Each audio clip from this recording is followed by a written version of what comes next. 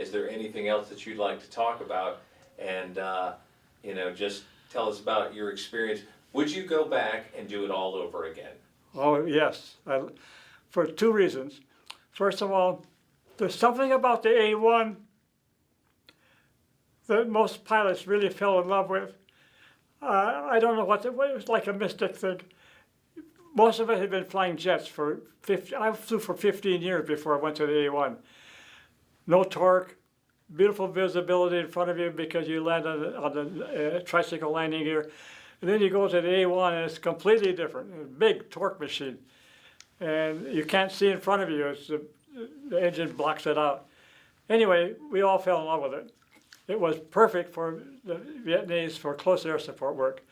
It had a tremendous amount of capacity, 15 bomb racks. We had some missions that would be bombs, napalm, rockets, and then it had 4 20-millimeter cannons, 2 in each wing, and we'd expend all that ammunition on things, like I did in that ditch.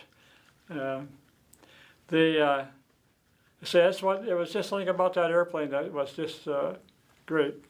You should tell them about when you landed it in the water. Oh, yeah. Yeah, you had a water landing? Yes. With an A-1? With an A-1. Man, you must I have may have been the everywhere. only person ever ditched an A-1.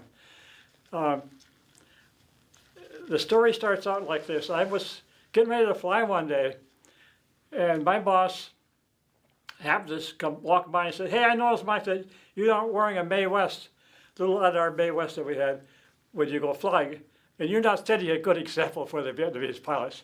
And I thought to myself, well, crap, we'll never fly over the water. Well, we do sometimes. We take off over the water, but we come right back to land. Anyway, 2 weeks later, I was taking off one day, and the engine quit. It didn't completely quit, but it was going chunk, chunk, just barely. I lost lose power right away.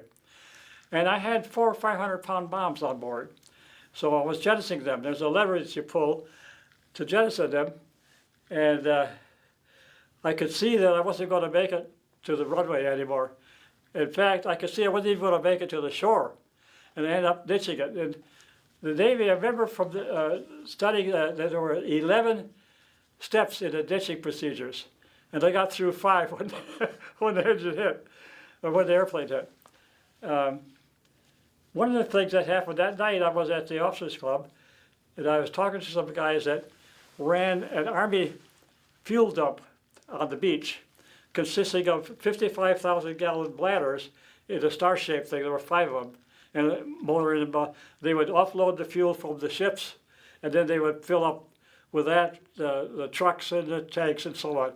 And I was heading right for them. They said they were bailing out of it because they thought I was going to come in and land right in the middle of that thing. And I probably would have if I hadn't gotten all the bombs off. 2 of the bombs didn't fall off. Only out of 4, 2 of them did. And they were the 2 that were on the stubs, so they stuck out quite a bit like this. In fact, I could have seen them if I'd looked out like that, that they were still there. But that made the airplane nose heavy. When I got checked out by the Navy, they said this airplane will float forever. Don't worry about it. You can just float and float and float.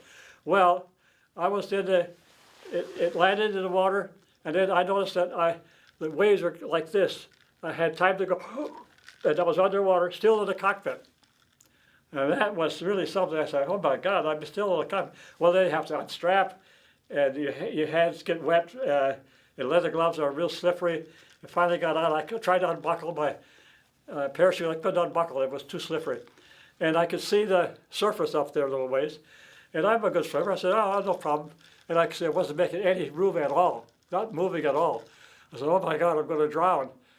Finally, I remembered that under our Mae West, and I popped in right up to the top.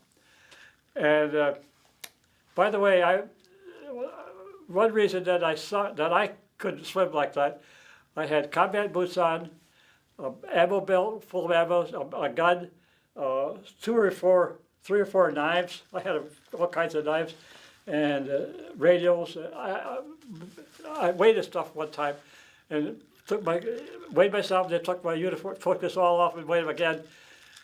14 pounds it weighed. That was enough to keep you from being able to swim. anything. Not to mention the drag. I mean, And- that's a lot when you yeah. start trying to move through the water Yeah. with anything. The other thing is that I don't remember they ever went back and told my colonel, thank you for telling me to wear the Mae West. I bet you wish you did, didn't you? Oh boy, Yeah. yeah. Wow.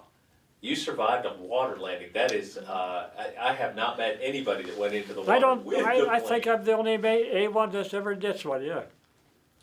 You are in some big company here. That's definitely a mark you can set. Yeah. There's a couple guys that might try to jump in there right now and see if they can do the same